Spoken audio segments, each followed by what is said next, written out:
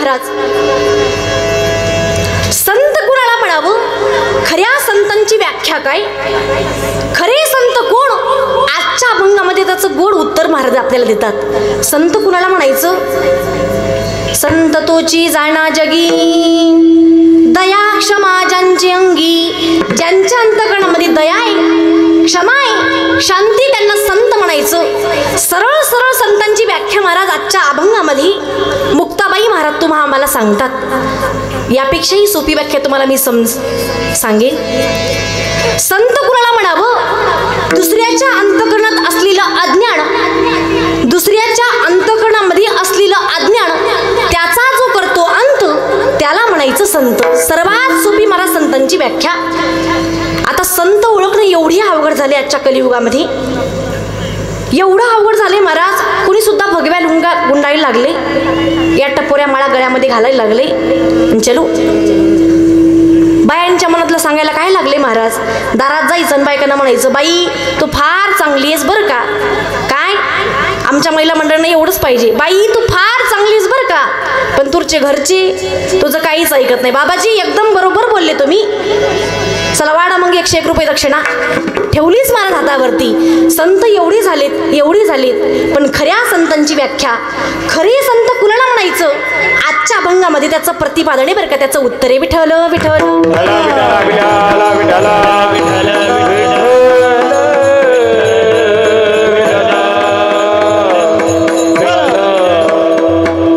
खऱ्या संतांची व्याख्या आजच्या अभंगामध्ये मुक्ताबाई सांगतात.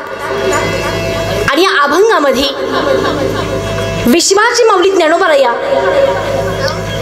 यांना महाराज मुक्ताबाई महाराजांनी उपदेश केलाय. उपदेश तिसऱ्या दिवशीचा अभंग हा उपदेशपर प्रकरणातील असला पाहिजे बरं का.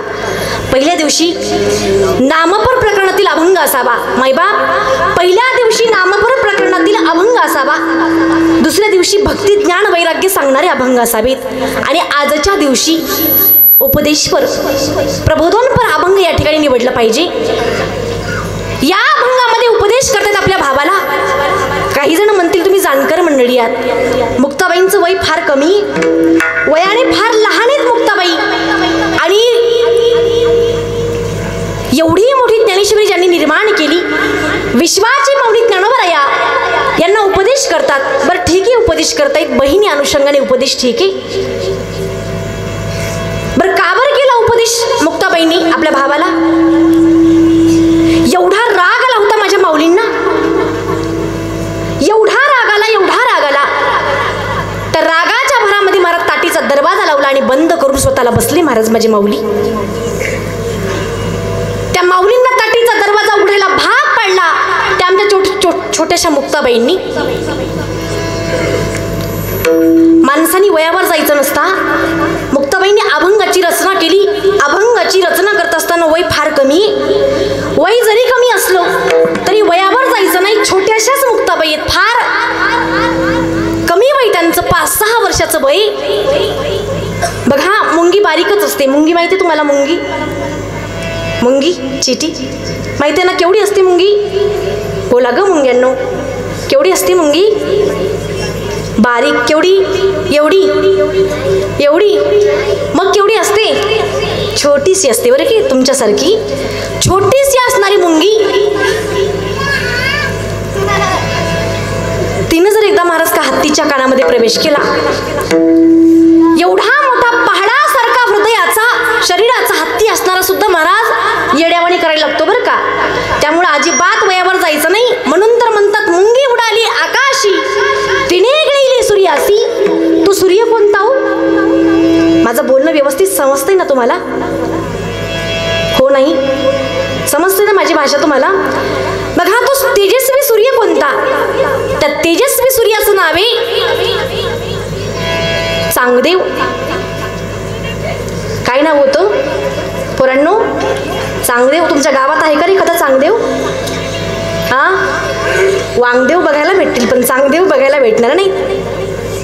चांगदेव महाराज काही साधा म्हातारा नव्हतं रे दादांनो. चांगदेव साधा म्हातारा नव्हतं. 14 विद्या 64 कला त्याला अवगत होत्या. बोलल ते महाराज सिद्ध करून दाखवण्याचं सामर्थ्य त्या चांगदेवामध्ये होतं. एवढा 1400 वर्ष जगला चांगदेव. किती? 14 नाही बरं का, 1400 वर्ष जगला. 14व्या काळाला दावरून लावलं, वाघारी परत लावलं. असं वजन होतं त्या चांगदेवाचं. ते म्हातारं काही साधं नव्हतं बाबा. तुमच्यासारखं काही पारावरती बसून रिकाम्या बिड्या फुगत नव्हतं ते, अजिबात नाही. वजन होतं त्याच्याकडे, वजन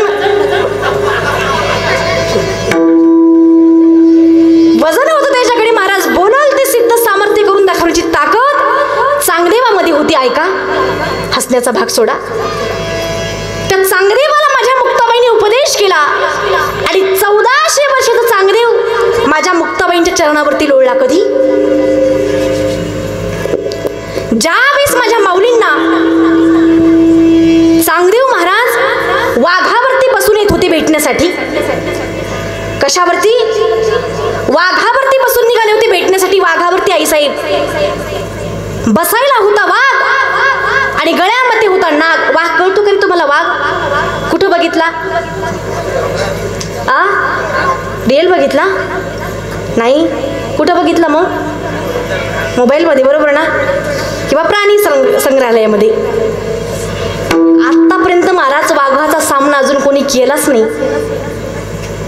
अजिबात कोणी सामना केला नाही. आतापर्यंत महाराज तिघांचीच डेअरिंग झाली वाघांच्या समोर जायची. चांगदेव वाघावरती बसून आले. छत्रपती शिवाजी महाराजांनी महाराज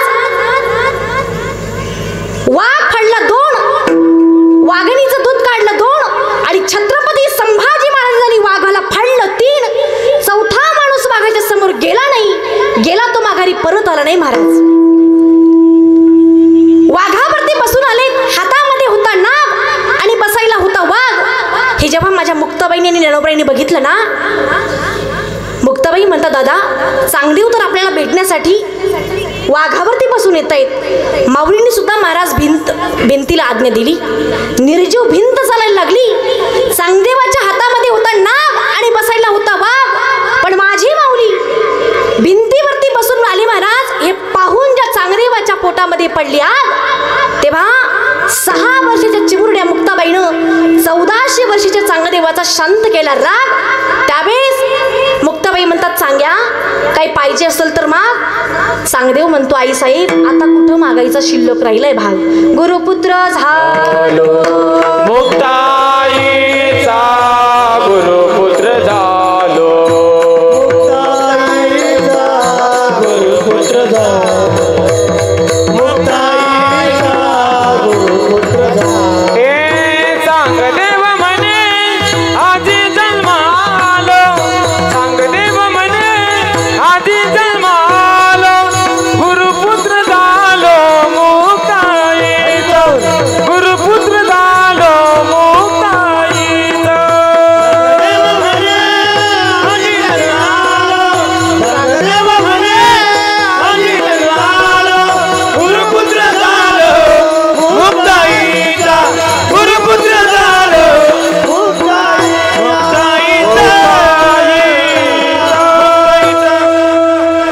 चांगदेव म्हणे आजी जन्म आलो आणि गुरुपुत्र झालो मुक्ताईचा. तर थोडं बारकाईनं माझ्याकडे लक्ष द्या. 1400 वर्षाचा मुलगा, किती?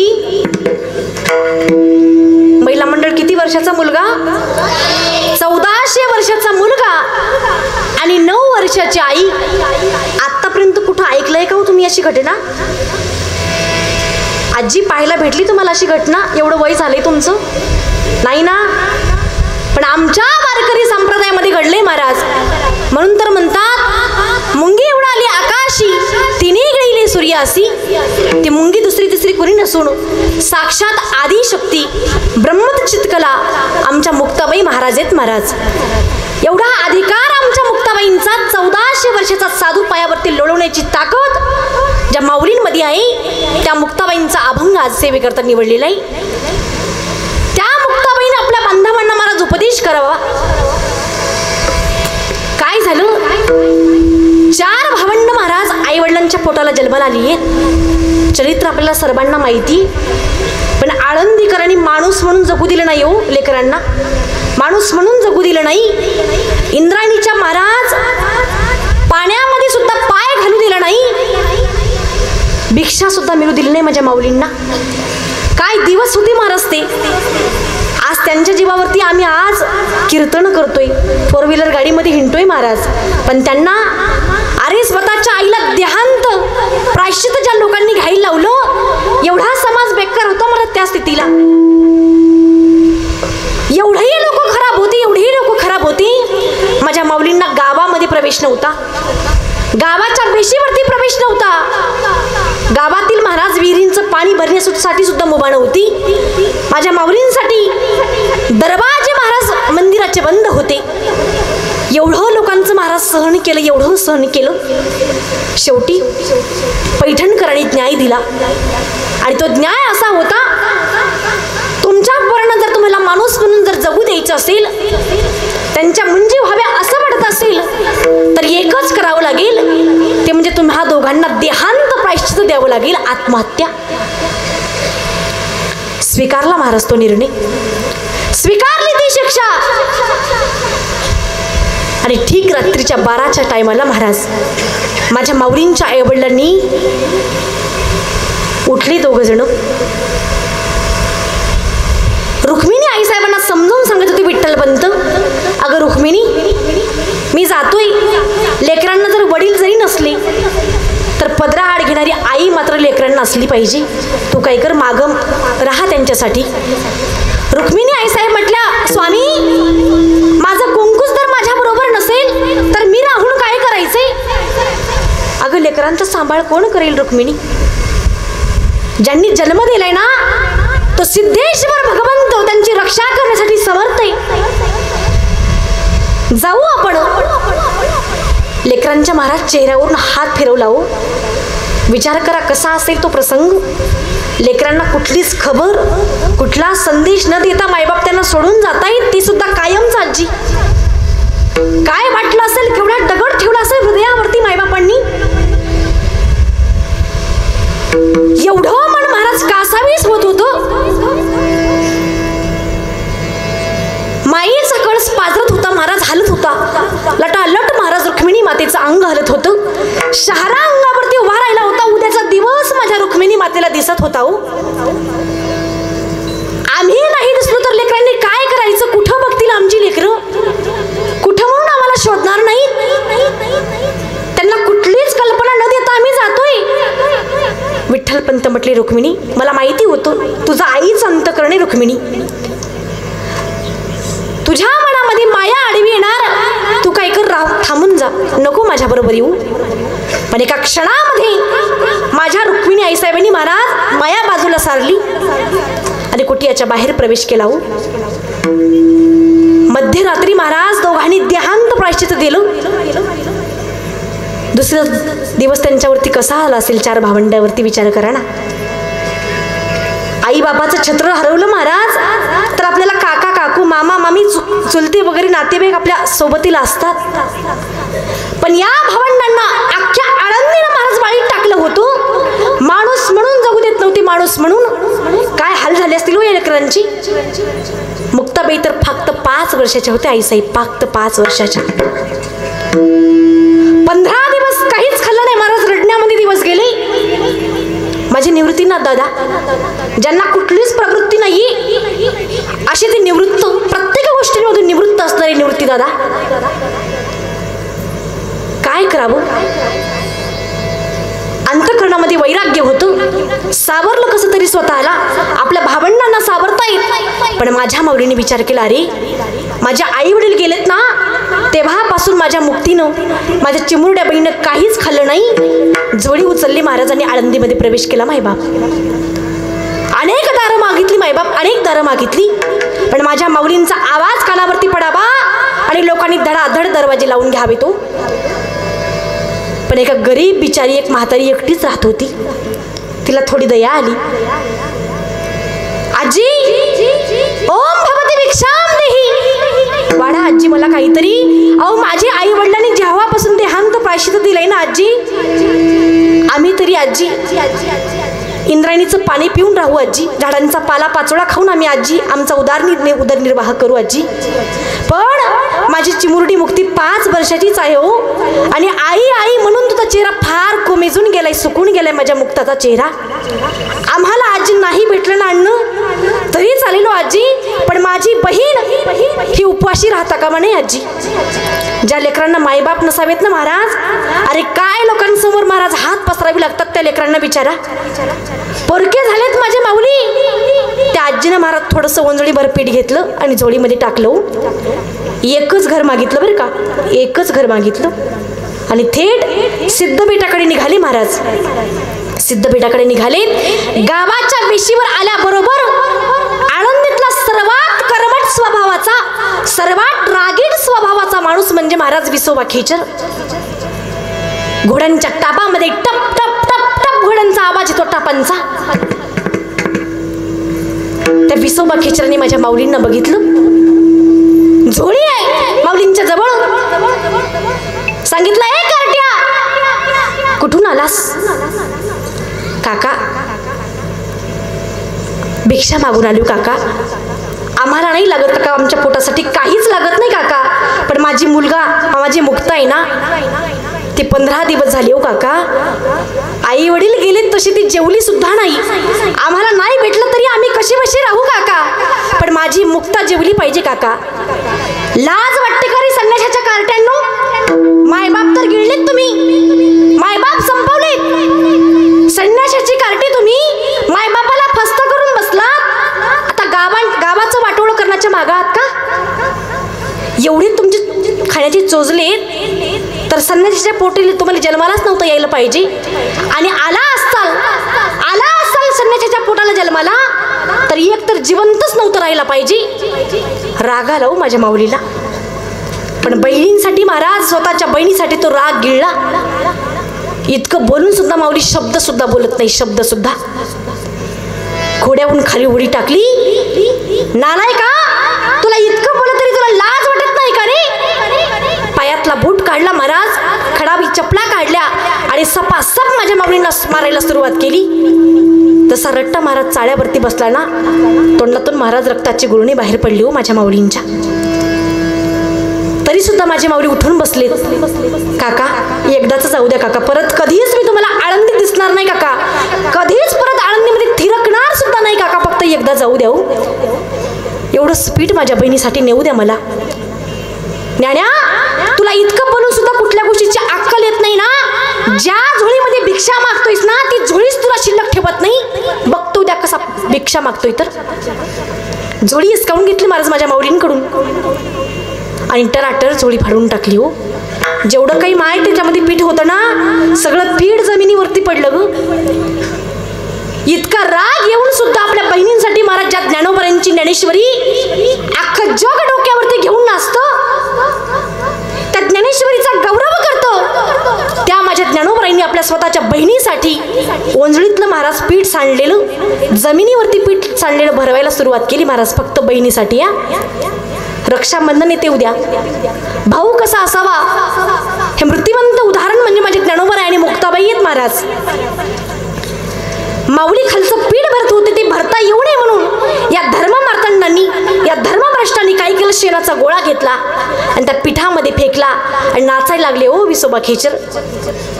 नाही नाही, ते अभद्र बोलायला लागले. माझ्या माऊलींना राग आला. अरे, ज्या लोकांचं कल्याण करण्याकरता अवतारे, ज्या लोकांचं चांगलं व्हावं, भलं व्हावं याकरता मी अवतार घेतलाय, उद्धार व्हावा याकरता मी जन्म घेतलाय, अवतार घेतलाय, त्याच लोकांकडून एवढा अपराध, एवढा अपमान, एवढा त्रास थांबायचंच नाही. टाण टाण टाण पावलं टाकत महाराज माऊली कुटियाच्या दिशेने निघाले. ते गा भावंड सिद्धबेटाच्या कुटियाजवळ बसलेत महाराज. वाट बघतायत माऊली यायची. आणि आज माऊलींच्या चेहऱ्यामध्ये काहीतरी वेगळाच महाराज प्रभाव होता, राग होता.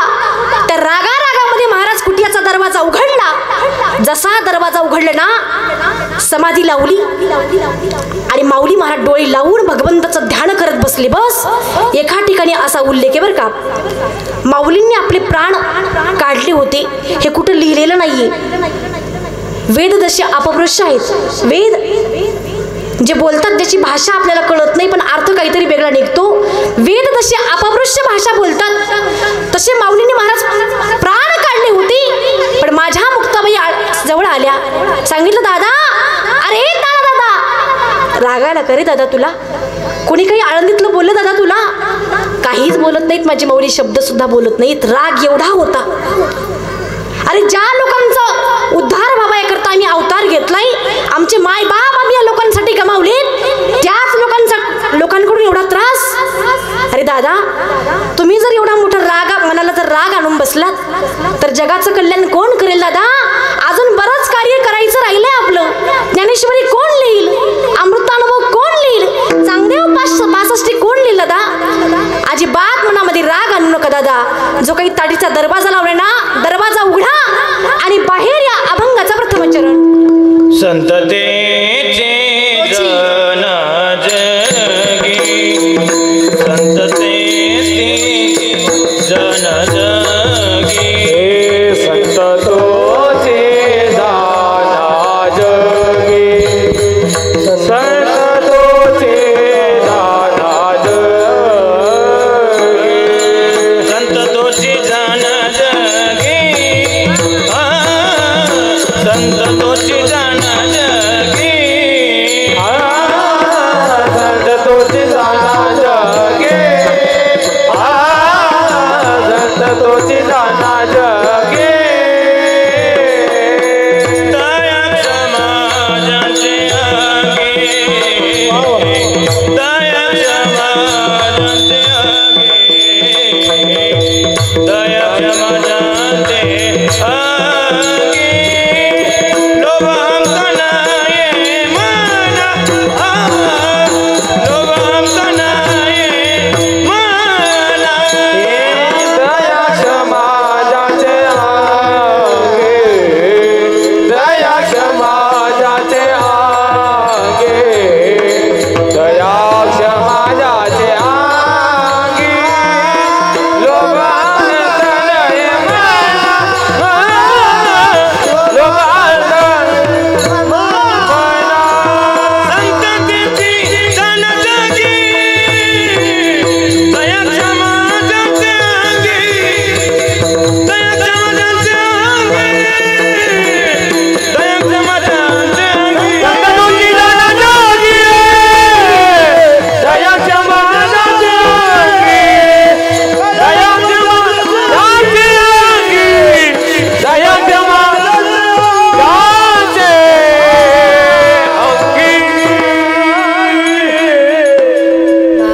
त्या महाराजांसाठी जोरदार टाळ्या होऊन जाऊ द्या. एवढीच माणसं बसलेत का ज्यांचा टाळ्यांचा आवाज येतोय?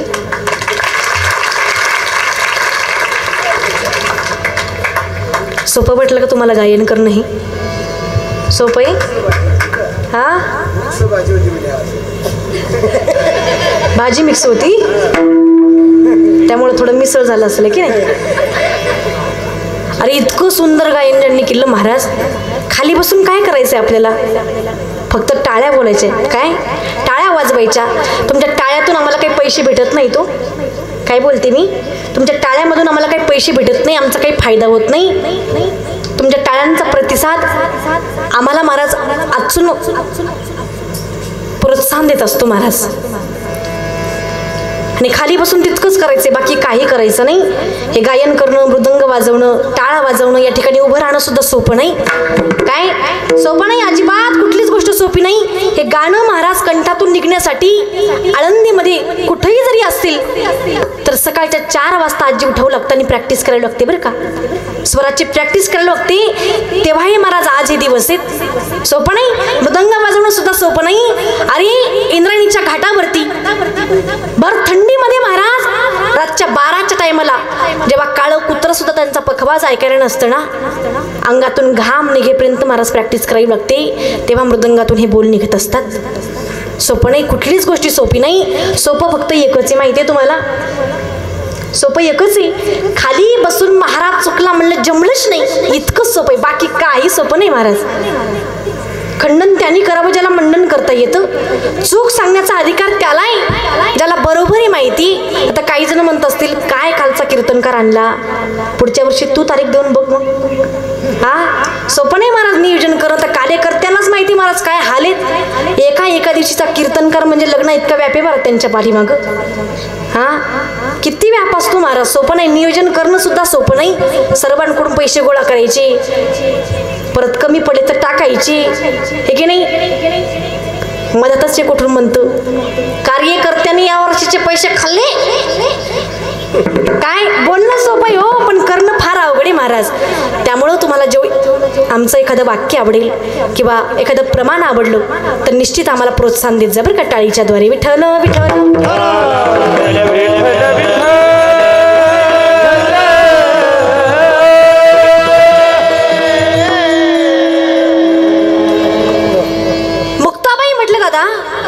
काय लोकांचा राग मनावरती देऊन बसलाय दादा. तुम्ही योगी आहात, साक्षात तुम्ही योगी आहात. जगाची माऊली तुम्हाला व्हायचंय. आणि तुम्ही आतापासून जर राग मनावरती घेतला तर दादा समोरचं कार्य कोण पार पाडणार आहे दादा. अजिबात राग आणू नका. तो ताटीचा दरवाजा उघडा आणि बाहेर या. बघा, बहीण भावाचं अलौकिक नातं माझ्या मुक्ताबाईंनी आणि ज्ञानोबाईंनी जगासमोर मांडले महाराज. काही ताकद आहे बहीण भावाच्या नात्यामध्ये. एवढे मोठे योगी असणारे, ज्ञानी असणारे ज्ञानोबराया, राग आल्याच्या नंतर राग शांत करण्याचं काम माझ्या मुक्ताईने केले महाराज. आणि तो जर राग माझ्या ज्ञानोबरायांचा शांत जर झाला नसता ना, आज जगासमोर ज्ञानेश्वरी हा ग्रंथ दिसलाच नसता महाराज. आज ज्ञानेश्वरी आपल्याला एकमेव जी महाराज वाचायला भेटते ते आमच्या मुक्ताबाईंनी उपदेश केल्यामुळं हे बहीण भावाचं नातं आहे. विठ्ठल विठ्ठल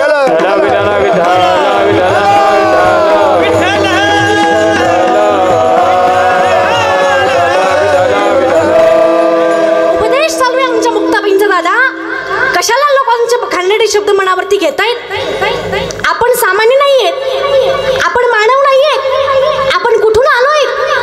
आम्ही वैकुंठवासी. आम्ही वैकुंठवासी, आम्ही वैकुंठवासी, आम्ही वैकुंठवासी, आम्ही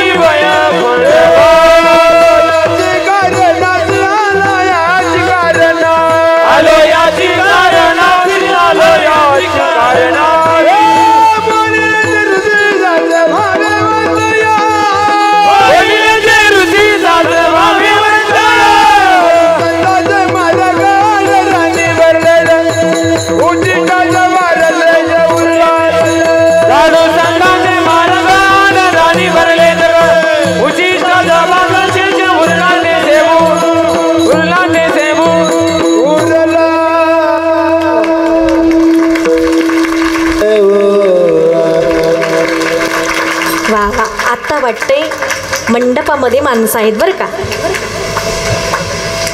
याला म्हणतात समय सूचकता. अतिशय गोड प्रमाण दिलं दादा. आपण वैकुंठातून आलोय, आम्ही वैकुंठवासी आलो याची कारणासी. बोलिले जी ऋषी साच भावे वर्ताया. आम्ही वैकुंठातून आलोय दादा, आपण वैकुंठातून आलोय. आपला अवतार कशासाठी? जगाचं कल्याण व्हावं याकरिता आपला अवतार आहे. जगाचं कल्याण, संतांच्या विभूती, जगाचं कल्याण, संतांच्या विभूती, जगाचं कल्याण, संतांच्या विभूती, जगाचं कल्याण, संतांच्या विभूती. देह कष्ट भीती परम उपकार, देह कष्ट भीती परम उपकार. जगाच्या कल्याण, संतांच्या विभूती, जगाच्या कल्याण, संतांच्या विभूती.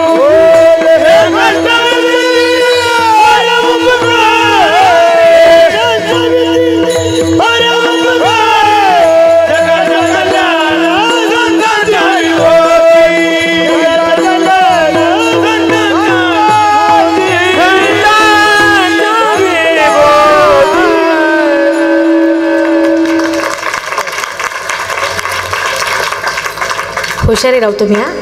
खरंच मानलं पाहिजे तुम्हाला. आणि विशेष म्हणजे या ठिकाणी तरुण उपस्थित आहे बरं का. तरुण कोणाला म्हणतात माहिती? जो निघतो सकाळी 7 वाजता घरून, जो निघतो सकाळी 7 वाजता घरून आणि ज्याला महाराज 8च्या नंतर आणावं लागतं धरून, त्याला म्हणतात आजच्या स्थितीला तरुण.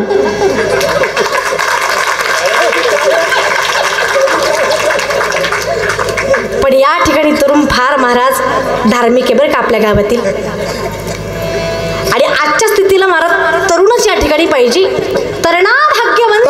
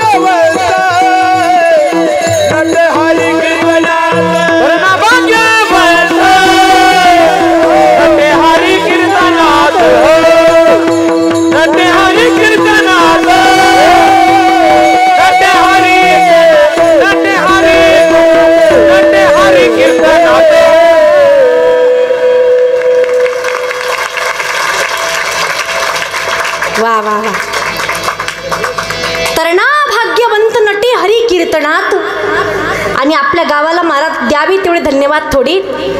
तुमच्याकडे मला फार आवडलं बरं का. सर्व गायक गावातील आहेत का बाहेरगावचे? बाहेरगावचे. टाळकरी किती आहेत बरं गावातले? हात वर करा.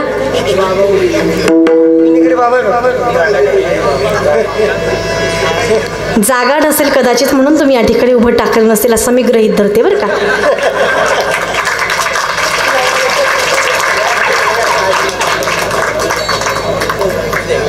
पहिल्या दिवशी किती पब्लिक होती महाराज? एवढीच पब्लिक होती का? एवढीच राहते पब्लिक? बरं बरं बरं. उद्याला पण एवढीच राहणार ना? काय माहिती नाही का? परिसरातले का नाही? जर महाराज एवढी पब्लिक राहिली, उद्या महाराज जे आहेत ना त्यांना साडी घालून कीर्तन करायला सांगा. असं तर काही नाही ना? नाही ना महाराज. फार आपला गाव महाराज या ठिकाणी खूप हुशार म्हणायला हरकत नाही. परमार्थ आहे. पण एक विचार करा गड्या, खरंच तुम्ही शेवटी बोलणार आहे. आपला विषय काय चालू होता? तरणा भाग्यवंत नटे हरी कीर्तनात. गावातील एकटीच बाबा या ठिकाणी उभं टाकून राहिलेत महाराज. एवढी या ठिकाणी तरुण मंडळी आहेत. गावातील महाराज अनेक भजने असतील, या बाबांच्या वयाला गेलीत, वारकरी या वयाला गेलीत. पण परमार्थाची धुरा, परमार्थाची महाराज परंपरा समोर कुणाच्या तरी खांद्यावरती टेकवावी, असा खांदा करणारा समोर कोणीतरी हवा महाराज. त्याचं नाव आहे तरुण बरं का. आपल्या गावातील तरुणांनी महाराज या ठिकाणी टाळ घेऊन या ठिकाणी उभं टाका बरं का उद्यापासून. कावडच नाही, आवड नसली तर मंडपात नसते बरं का, असं गृहीत धरते मी. बघा महाराज म्हटले आमचा अवतार जगाच्या कल्याणासाठी. मुक्ताबाई म्हणतात दादा तुमचा अवतार जगाच्या कल्याणासाठी. ब्रह्ममूर्ती संत जगी अवतरली, उद्धाराया आले दीनजनांचा उद्धार करण्याकरता आपला अवतार आहे. आणि काय ताटीचा दरवाजा लावून बसलाय दादा? शोभत नाही तुम्हाला? ताटीचा दरवाजा उघडा. अहो तुम्हाला संत म्हणायचंय लोकांना, समोर संत. आणि संत ही शांत असतात. शांत संत कुणाला म्हणायचं? दया क्षमा ज्यांच्या अंगी, ज्यांच्या अंतकडामध्ये दया आहे ना, क्षमा आहे, शांती.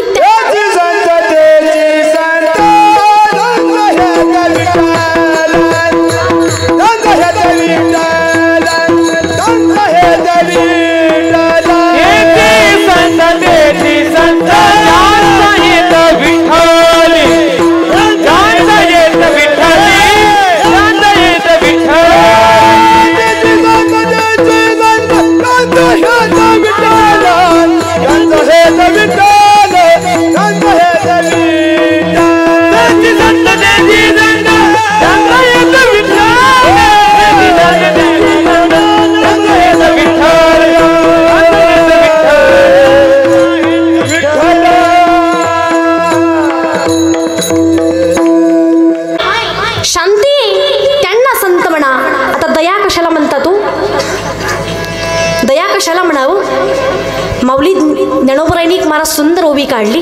दया कशाला म्हणतात? चिखली रुतली गाय धड भाकड न पाय, तिची ग्लानी होय काला भुला आता दया ते ऐसी पूर्णचंद्रिका जैसी निवविता न कडसी साने थोर. कळला अर्थ? दया कशाला म्हणतात लक्षात घ्या.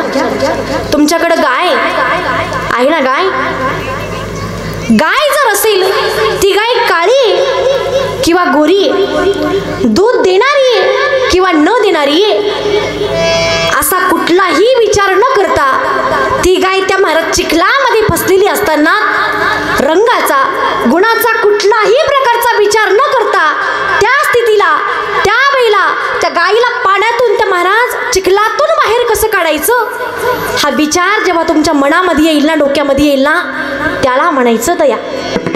काय म्हणायचं? दया. त्याला म्हणायचं महाराज दया. आणि दया एवढी फार कमी झाली महाराज आत्ताच्या या कलियुगामध्ये. दया म्हणसाल तर महाराज एवढी कमी झाली, एवढी कमी झाली, एवढी कमी झाली. बाबा दया शिल्लक राहिली नाही लोकांमध्ये. काय म्हणायचंय तुम्हाला?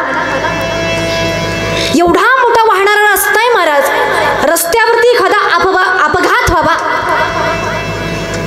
अनेक गाड्या त्या ठिकाणी त्या अपघाताजवळ थांबतील, शूटिंग घेतील, फोटो काढतील महाराज, सोशल मीडियावरती अपलोड करतील, पण एक फोन ॲम्ब्युलन्सला लावणार नाही. त्याला कारण विचारा ना. त्यांचं प्रतिउत्तर असतं, ताई कोणी या भानगडीमध्ये पडत बसणार. म्हणजे माणसांच्या अंतःकरणातली दया समूळ नष्ट पावली महाराज, नाश पावत चाललेली दया आहे. का बरं दया नाश पावती माहिती? त्याचं कारण एक आहे. सांगू शकेल मला काय कारण असेल? अंतःकरणामधली दया संपली. त्याचं कारण माहिती कोणाला? काय त्याचं कारण आहे? मांसाहार एवढा वाढला, एवढा वाढला, एवढा वाढला. एकाला मी विचारलो, एवढा मांसाहार महाराज प्रचंड प्रमाणात वाढलाय, असं म्हणतात श्रावणामध्ये कांदा लसण खाल्ला नाही पाहिजे. बरोबर, शिवपुराण या ठिकाणी चालू आहे. कांदा लसण खाल्ला नाही पाहिजे. परत आपण केस सुद्धा वाढवत नाही. हा त्याग आहे महाराज श्रावणामधला बरं का. शोकांतिका सांगते मी श्रावणामधली. रस्त्याच्या काठीला महाराज, रस्त्यावरती अजून सुद्धा दुकान येतो, अजून सुद्धा ते बघितल्याच्या नंतर अंगावरती शहारा उभा राहतो. आणि देवा काय लोकांच्या मनामध्ये श्रावणात सुद्धा, श्रावणात तरी मनामध्ये दया येऊ द्यायची असते ना. श्रावण सुद्धा लोक पाळत नाहीत महाराज. एवढी लोकांची प्रवृत्ती बिघडली. बरं काय होतं? मांसाहार करून काय होतं सांगा ना. जोडोनी वैरी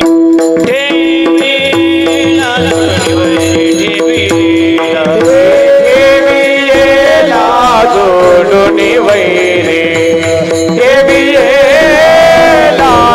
जोडोनी वैरी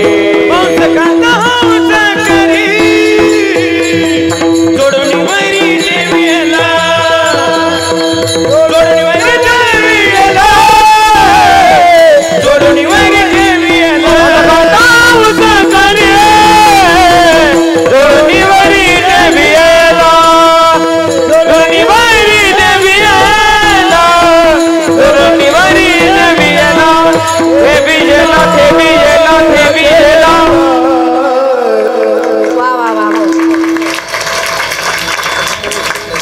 अतिशय उत्कृष्ट प्रमाण दिले महाराज. आता खरं इमानदारीचे ना उत्तर द्या. पहिलीच पाप काही कमी करतोय का आपण? अगणित असंख्य रोजचे आपल्याकडून पाप होत आहेत महाराज.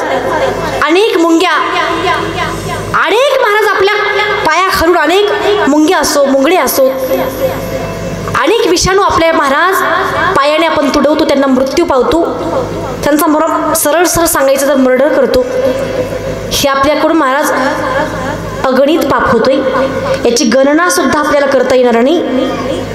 अतिशय सूक्ष्म सूक्ष्म महाराज जंतू आपल्याकडून मरण पावतात. हे पाप काही कमी. अजून एक वैरी जोडून ठेवला महाराजांनी सांगितलं, तो म्हणजे खाऊन. श्रावण सुद्धा लोक पाळत नाही. म्हणजे किती शोकांतिक आहे. अरे तुम्ही आता खाताय पण उपर बसलाय महाराज तुमच्यासाठी. तुमचा हिसाब किताब आपण वर गेल्याच्या नंतर निघणारे. एका तरुणाला मी विचारलं दादा कीर्तनामध्ये, दादा सांगा ना काय होतं मांसाहार करून, काय होतं मांस खाल्ल्याने? त्या तरुण म्हणून असं मला प्रत्युत्तर होतं, ताई मांसाहार केल्याने माझी बॉडी फिट बनते, इम्युनिटी वाढते, चेहऱ्यावरचा ग्लो जास्त येतो. त्याला म्हटलं दादा इकडं आमच्या लाईनीमध्ये बघ ना, एकदा काय खात असतील,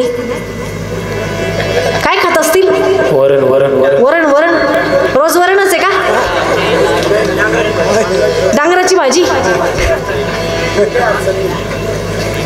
शुद्ध आणि सात्विक आहार आहे महाराज. आणि विशेष म्हणजे अण्णाबरोबर भगवंताचं भजन आहे आणि त्या भगवंताच्या भजनाचा परिणाम चेहऱ्यावरती दिसणारं महाराज तेज आहे. काही खात नाही हो आम्ही.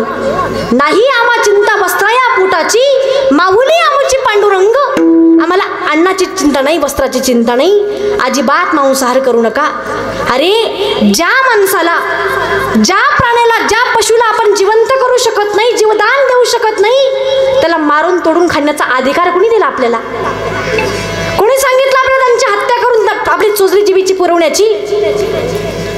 काही होत नाही महाराज. अजिबात हे पाप करत बसू नका. याचा हिशोब सांगेन तुम्हाला मी काय असेल बरं गेल्याच्या नंतर. जसं तुम्ही त्याला तोडू तोडू खाता ना महाराज, जशी तोडू तोडू खातो ना आपण, यांना खातात नाही. समोर यमाची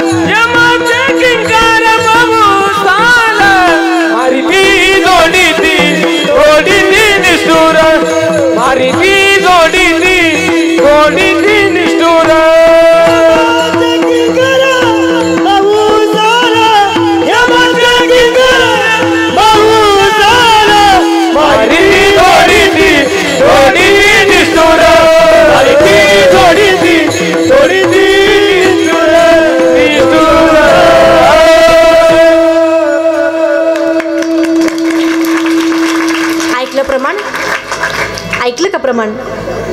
मारी ती, झोडी ती, तोडी ती निष्ठुर. कोण? यमाचे किंकर. जसं आपण मांसाहार कसा तोडला एक महाराज, तसंच तुमचे तुकडे तुकडे होणार वर गेल्याच्या नंतर. त्यामुळं महाराज अंतःकरणामध्ये दया जागृत ठेवा. आणि दया एकमात्र या परमार्थात आल्यामुळेच तुमच्या अंतःकरणामध्ये दया टिकेलो.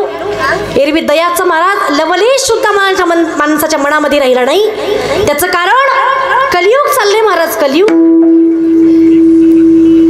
एवढं कलियुग घनघोर आहे, दया शिल्लक राहिली नाही महाराज. पहिलंच भागवतामध्ये सांगून ठेवलंय, दया अजिबात माणसाच्या मनामध्ये राहणार नाही. महाराज म्हटले दया कशाला म्हणायचं? ऐका बरं का. सतत कृष्णमूर्ती सावळी, हृदय खेळे कमळी, दया क्षमा त्यांच्या जवळी, जीवे भावे अनुसरल्या, किंवा भक्तीचे ते वर्म, जयाची हाती, तया घरी शांती क्षमा दया. ज्यांच्या हृदयामध्ये मला दया आहे तो भगवान परमात्मा वास करतो ना. प्राणी मात्रामध्ये, भूत मात्रामध्ये, सर्वाभूती महाराज एक जो परमात्मा दिसत असेल त्याला म्हणायचं अंतःकरणामध्ये दया आहे. दया असली पाहिजे माणसाच्या मनामध्ये. तो जर फाटक्या कपड्यात जरी असेल, ज्याच्या अंतःकरणामध्ये दया दिसली ना, तो फाटक्या कपड्यात सुद्धा असू द्या साधू आहे महाराज, संत आहे. दया क्षमा माणसाला करता यावी, क्षमा माणसाला करता यावी. संसारामध्ये मायबाप, महिला मंडळ यांच्यापेक्षा राग आपल्याला जास्त असतो ग, माहिती आहे? राग आपल्याला जास्त असतो, पण क्षणाच्या रागापायी अख्ख्या आयुष्याची वाट लावणं कितपत बरोबर वाटते तुम्हाला? तुम्ही एका क्षणाच्या रागापायी स्वतःला संपवून घेता ग माय. पण तुम्ही गेल्याच्या नंतर तुमच्या लेकरांना महाराज पाठीवरती हात फिरवणारा शांत होणारे, तुमची लेकरं तुम्ही गेल्याच्या नंतर पोरकी होणारे. नवरा काही या स्थितीला जर बायका भेटला नाही 2-4 वर्षांनी पण आणेनच. पोरींची कमी आहे का तुमच्याकडं? तुमच्याकडे उत्तर मला अपेक्षित आहे ना? कमीच. सगळीकडे महाराज पोरींची कमतरता आहे. त्याचं कारण दया संपली. दया, गोहत्या व्हायला लागली, मांसाहार वाढला, गायीची महाराज कत्तल व्हायला लागली आणि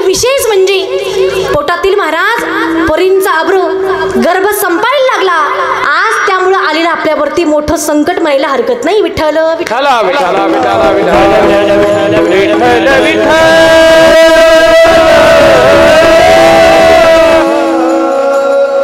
नका संपू स्वतःला, अजिबात नका संपू. क्षमा माणसाला संसारामध्ये करता यावी. अरे एक जर तापट स्वभावाचा असला तर दुसरा महाराज शांत करणारा, समजूतदारपणाने सांगणारा साथीदार जोडीला असला पाहिजे. तेव्हा महाराज संसाराचा गाडा समोर जात असतो. अजिबात मनामध्ये रागाळू नका. राग जर येईल ना माता माऊलींनो, नारदाच्या गादीवरती उभी आहे, खोटं बोलणार नाही, एकच उपयोग करा. माहिती आहे प्रत्येकाचा संसार आहे हा. प्रत्येकाला अडचणी आहेत, प्रत्येकाला संकट आहेत, प्रत्येकाला दुःख आहे. पण ते दुःख कधी ना कधी संपणार आहे ग माझ्या ताईंनो. किती राग येऊ द्या, फक्त 5 मिनिटापूर्वी, आत्महत्या करण्याच्या 5 मिनिटापूर्वी माझं एक वाक्य लक्षात ठेवा. एका बंद रूम मध्ये स्वतःला कोंडून घ्या आणि फक्त 5 मिनिटं माझ्या भगवान परमात्म्याचं अंतःकरणातून नाव घ्या. अंतःकरणातून नाव घ्या. नाही जर तुमचा राग शांत झाला ना, परत परमार्थाकडे ओळीच नका महाराज. शब्द आहे माझा तुम्हाला.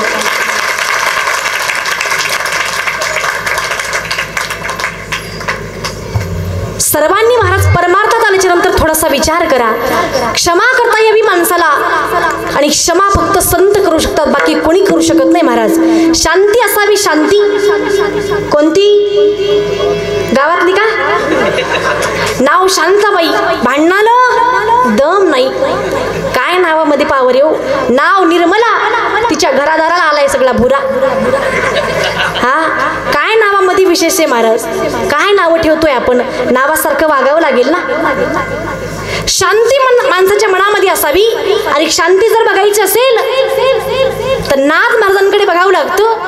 तो येवण एकदा नाही 108 वेळा अंगामध्ये तुंबला महाराजांच्या, पण मनामध्ये राग नाही आला. हो प्रसाद देऊन त्याचं तोंड सडलं. प्रसाद देवोनी मुक्त केला, प्रसाद देवोनी मुक्त केला, प्रसाद देवोनी मुक्त केला, प्रसाद देवोनी नावावरी तुकला, प्रसाद देवोनी मुक्त केला, प्रसाद देवोनी मुक्त केला, प्रसाद देवोनी मुक्त केला.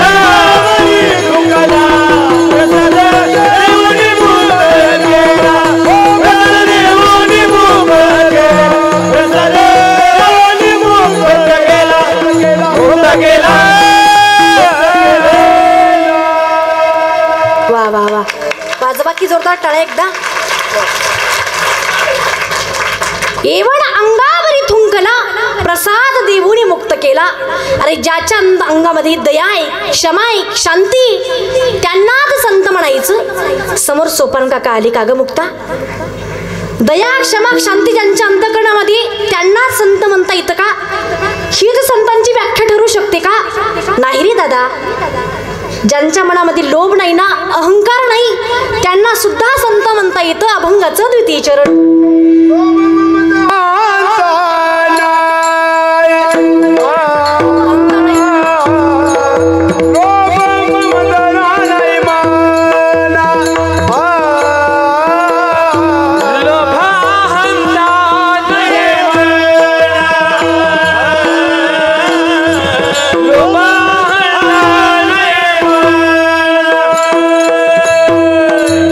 लोभ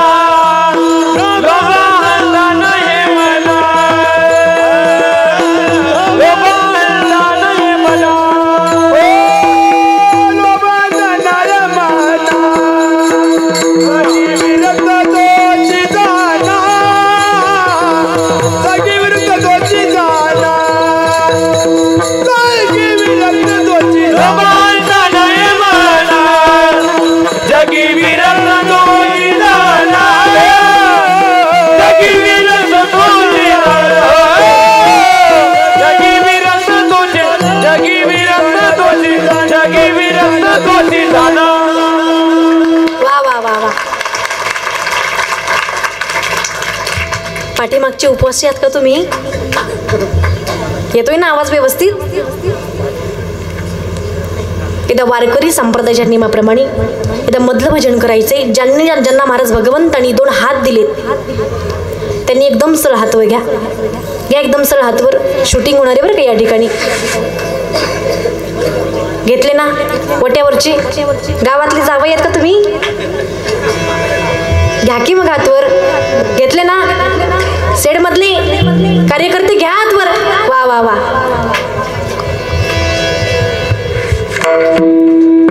एक टाळी, हाताने टाळी आणि मुखाने भगवंताचं नामचिंतन आपल्याला या ठिकाणी करायचे. हरी विठोबा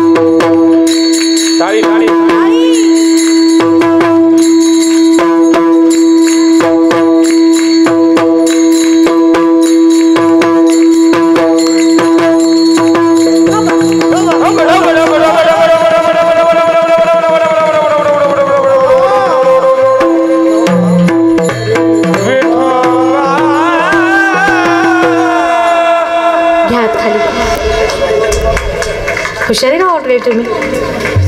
हात खाली घेतले ना? हुशार आहेत, हुशार. मी तुम्हाला काही टेन्शन दिले का? नाही ना?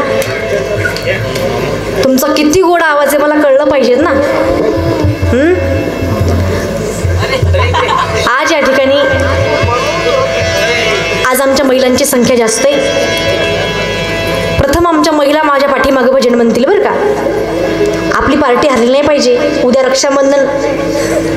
लाडकी बहीण आहे आपण. आहेत की नाही? पगार भेटला ना सर्वांना? मग कशाची कमतरता आहे आपण महाराज? लाडक्या बहिणी आहेत आपण. माझ्या पाठीमागं सर्वांनी भजन म्हणायचं. एकदम सरळ हातवर घ्या. 2 मिनिटं म्हणायचं. पण असं यांना फेल पडायचं आज. कळून जाऊ दे महाराज स्त्री शक्ती काय, नारी शक्ती काय. निवृत्तीराया निवृत्तीराया सोपान मुक्ताबाई ज्ञान सखया. पाठीमागच्या महिला मंडळ वा वा.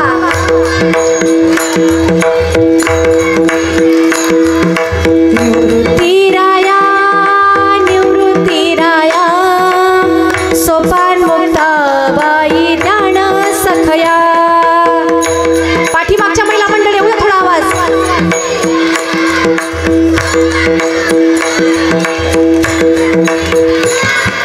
निवृत्तीराया निवृत्तीराया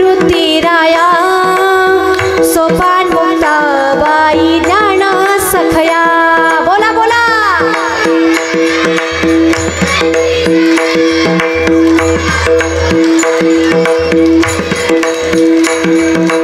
आवाज चिवून राहिला मला पाठीमागून. अरे ज्या संतांच्या पदस्पर्शानं महाराज आपली भूमी पावन झाली, त्या संतांचं जर नाव घ्यायला जर आपल्याला शर्मिंदगी वाटत असेल तर आपण माणूस म्हणून घ्यायच्या लायकीचे नाही माय बाप. घ्या एकदा सर्वांनी मोठ्या प्रेमाने हातवर आणि अर्थतेची हाक माझ्या भगवान परमात्म्यापर्यंत ज्ञानोबरायांपर्यंत ही हाक पोहोचली पाहिजे बरं का. घेतली ना सर्वांनी हातवर. सर्वांना महाराज कळकळीची विनंती, मनातून महाराज पोट तिडकीनं भजन करायचे बरं का. निवृत्ती राया निवृत्ती राया सोपान मुक्ताबाई ज्ञान सखया. वा वा.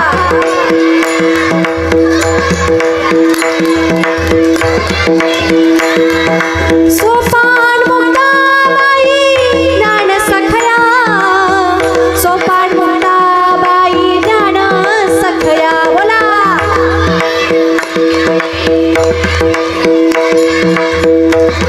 मुक्ताबाई ज्ञान सखया, सोपान मुक्ताबाई ज्ञान सखया, सोपान मुक्ताबाई ज्ञान सखया.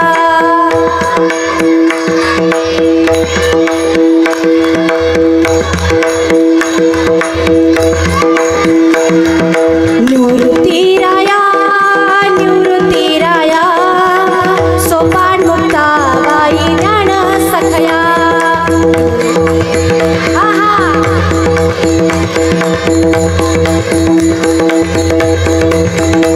निवृत्ती राया निवृत्ती राया सोपान मुक्ताबाई ज्ञान सखया.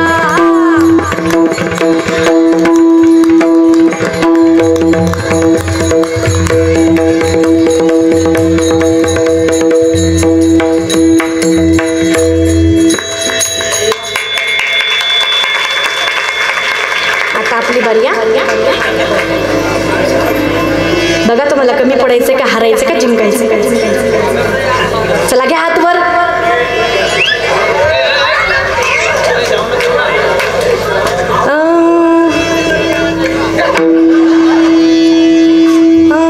श्री ज्ञानदेव श्री तुकाराम, श्री ज्ञानदेव श्री तुकाराम.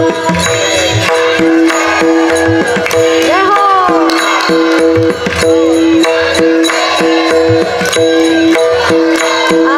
श्री ज्ञानदेव श्री तुकाराम, श्री ज्ञानदेव श्री तुकाराम. हात वर घ्या.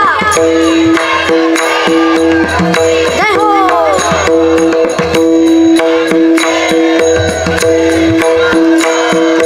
श्री ज्ञानदेव श्री तुकाराम, श्री ज्ञानदेव श्री तुकाराम.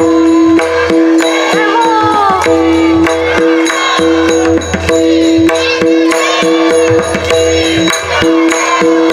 श्री ज्ञानदेव श्री तुकाराम, श्री ज्ञानदेव श्री तुकाराम. वा वा.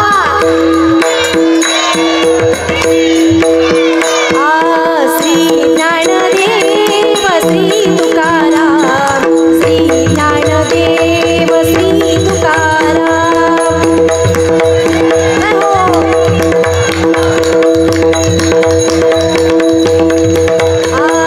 श्री ज्ञानदेव श्री तुकाराम, श्री ज्ञानदेव श्री तुकाराम. बोला बोला.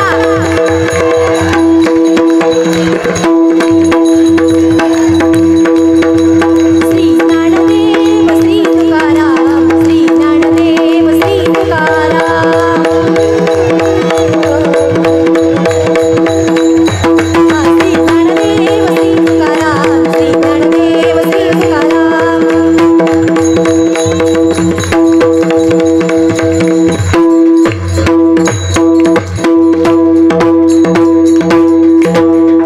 वा वा वा वा वा. होतं की टाळ्या एकदा. याला म्हणतात युवकांची ताकद बरं का. आपण फेल पडलो. आता तुम्ही म्हणसाल भजन कशासाठी महाराज? गावामध्ये अन्नदान घडते, ज्ञानदान घडते महाराज, काहीतरी भजन सुद्धा व्हायला हवं ना. त्यासाठी भगवंताचं भजन, काही सोबत येणार नाही, फक्त एकमेव येणार ते भगवंताचं नामचिंतन. मुक्ताबाई म्हटल्या महाराज दादा अजून एक व्याख्या होऊ शकते. ज्यांच्या अंतःकरणामध्ये लोभ नाही त्यांना सुद्धा संत म्हणता येतं. फक्त लोभ महाराज संतांच्या ठिकाणी नाही, बाकी सर्वांच्या ठिकाणी लोभ या. आपण मानावेत, सर्वांच्या मनामध्ये लोभ आहे महाराज. प्रत्येक जण लालची आशा आहे प्रत्येकाला. बरेच लोक म्हणतात यांनी आम्हाला फसवलं नाही. आपल्या अंतःकरणातली जर लालच थोडी कमी झाली ना, लालच, जगातली कुठलीच ताकद काहीच करू शकत नाही महाराज. फसवण्याचं कामच होऊ शकत नाही, फसवणूक होऊ शकत नाही. फक्त ती लालच कमी करा, बाकी काही कमी करायची गरज नाही. लोभ अहंता नाही म्हणा, जगी विरक्त तोची जाणा. ज्यांच्या अंतःकरणामध्ये लालच नाही त्यांना संत म्हणता येतं. टाइम संपलाय बरं का आपला.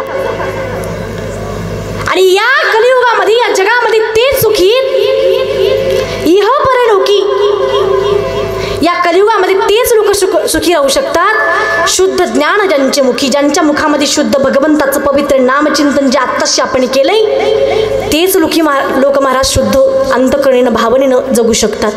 बरं या 2 मिनिटात कशाची आठवण आली का दादा ना तुम्हाला? काही टेन्शन असं आलंय का ते टेन्शनचा मेसेज? नाही ना, काहीच नाही महाराज. काय ताकद आहे हरिनामामध्ये, काय पावर आहे महाराज भगवंताच्या भजनामध्ये. या कलियुगात जर जगायचं असेल तर भगवंताच्या नावाची ताकद माणसाला सुखकर जगू शकते. शेवटच्या चरणामध्ये सांगितलं मिथ्या कल्पना मागे शोभा आलेली आपल्या सर्वांच्या उपस्थितीमुळं. अभंगाचं महाराज शब्दशः भावार्थ या ठिकाणी मांडलंय मी. कीर्तन 2 तासात होण्यासारखी गोष्ट नाही बरं का. मला काहीतरी बोलायचंय तुमच्या समोर, काहीतरी संदेश द्यायचा या ठिकाणी कीर्तनामध्ये. उद्याचा सण कोणता आहे? रक्षाबंधन महाराज. आजच्या अभंगामध्ये माझ्या मुक्ताबाई महाराज आपल्या बांधवाला ज्ञानोबरांना उपदेश करतात आणि ताटीचा दरवाजा उघडायला भाग पडतात. हा अधिकार आमच्या मुक्ताबाईंचा होता. बहिणीला कमी समजू नका, ती लहान जरी असली ना महाराज, स्त्री शक्ती काही साधी नाहीये. काय करते रे माझी बहीण, काय करते दादाला तुमची बहीण? अरे बांधूनी मनगटावरती धागा, बांधूनी मनगटावरती धागा, अरे ती मृत्यूलाही रोखते. ती बहीण आहे दादा, मोठ्या भाग्यानं आणि नशिबानं मिळते. फार मोठ्या आणि भाग्यवान आहात तुम्ही या ठिकाणी. ज्यांना बहीण आहेत ते महाराज सर्वजण भाग्यवान आहे. कमी समजू नका महाराज आमच्या स्त्री शक्तीला. नवरात्र समोर येतंय, स्त्री शक्ती काही कमी नाहीये. 9 रंगाच्या 9 प्रकारच्या साड्या नेसून दाखवण्यापेक्षा काहीतरी महाराज आपल्या घरामध्ये सुधारणा करा. लोकांना कळून चुकवा की नारी शक्ती काही कमी नाहीये. आज लोक काय म्हणतात तुमच्या भागात म्हणतात की नाही मला माहिती नाही, पण लोकांचं महाराज सर्रास मत महिलांबद्दल, स्त्रियांबद्दल. महिलांच्या पोटात काहीच राहत नाही. बरोबर महिला मंडळ काय म्हणतात? महिलांच्या पोटात काहीच राहत नाही. जगातले 2 सर्वात फास्ट नेटवर्क, एक म्हणजे ईमेल आणि दुसरं म्हणजे आमच्या फिमेल. बरोबर. महिला म्हणजे महाराज आम्ही हसत साडी गोष्टी करून टाकलेली आहे. अरे जे तुम्ही महाराज पुरुषार्थाचा दरदरा चालवत फिरता, महिलांना घाटी नसते, महिलांना दिमाग नसतो, महिलांच्या पोटामध्ये काही राहत नाही. अरे ज्या महिलांच्या पोटात काही राहत नाही त्याच महिलांच्या पोटातून, त्याच आईच्या पोटातून तू जन्म घेतलायस ना. 9 महिने 9 दिवस कसा काय राहिला त्या आईच्या पोटामध्ये तू? सरळ आपण बोलायला तयार मोकळीत महाराज. महिलांच्या पोटात काही शिल्लक राहत नाही. ते इकडं तिकडं बोलतात, सांगतात, पण अजिबात महिलांना कमी समजू नका. महिला मंडळ नवरात्र जवळ येते, समोर नवरात्र. गरबा खेळण्यापेक्षा गर्भातील मुलगी जिवंत ठेवा, हीच आपल्यासाठी महाराज खरी नवरात्री, हीच खरी आपल्यासाठी नवरात्री. आज प्रचंड महाराज मुलीची कमतरता आपल्याला भासते. ती फक्त आणि फक्त महाराज मुलींचा गर्भपात केल्यामुळं. आणि नवरात्र हे देवींचे अवतार दुसरे तिसरे कोणी नसून साक्षात दुर्गा देवी, कुलस्वामिनी, तुळजा भवानी माता, लक्ष्मी माता, अंबिका माता, ह्या दुसरे बाहेर कुठंच नाही. तुमच्या घरातच तुमची आई, तुमची बहीण, तुमची धर्मपत्नी हीच साक्षात अंबिका माता आहे, हीच शारदा आहे महाराज. दुसरीकडे कुठंच बघायची गरज नाही महाराज. स्त्रीला देवीच्या रूपामध्ये, आपल्याच घरामध्ये स्त्रियांचा वास देवीच्या रूपामध्ये साक्षात आहे. खरं सांगू माता मग भगिनींनो, ज्या वेळेस आपण नवरात्र धरतो ना, उपवास धरतो नवरात्रीची, पण त्या उपवास धर्याचा महाराज जर एखादी महिला घरामध्ये नवरात्रामध्ये उपवास करत असेल आणि तिला नाही नाही ते बोलणं, घाणेरडं बोलणं, टाकून बोलणं असं जर होत असेल तर साक्षात देवी मातेचा, साक्षात आई जगदंबेचाच तुम्ही त्या नवरात्रामध्ये आपल्या घरातल्या लक्ष्मीचा अपमान करताय. हे मात्र कधी चुकवू नका बरं का, लक्षात ठेवा. ज्या ठिकाणी आपलं महाराज जेवढं मंदिरातल्या देवीला आपण महत्व देतो ना, तेवढंच महत्व, तेवढाच आदर आपल्या घरातल्या मुलींचा, आपल्या पत्नीचा, आपल्या आईचा करायला शिका महाराज. आपल्या घरात नवरात्रीचं महाराज पारायण, 9 दिवसाची नवरात्र आपल्या घरामध्ये साजरी झाल्याशिवाय राहणार नाही. पण आज आम्ही स्त्री फार मागं टाकली. अत्याचार स्त्रियांनी सहन करायचा. हल्ली आत्ताच्या जमान्यामध्ये स्त्रिया कुठं मागं नाही आहेत महाराज. उद्या रक्षाबंधन आहे, माझ्या दादांना माझी कळकळून मागणी असेल, अरे तू आहेस नंदाचा नंदन, तू आहेस नंदाचा नंदन, माझ्या हृदयाचा आहेस स्पंदन. दादा, डोळ्यानं प्रत्येक दिसणाऱ्या स्त्रीला हृदयातून कर वंदन. हीच आहे आपल्या उद्याची दोघांची खरी रक्षाबंधन, खरी रक्षाबंधन.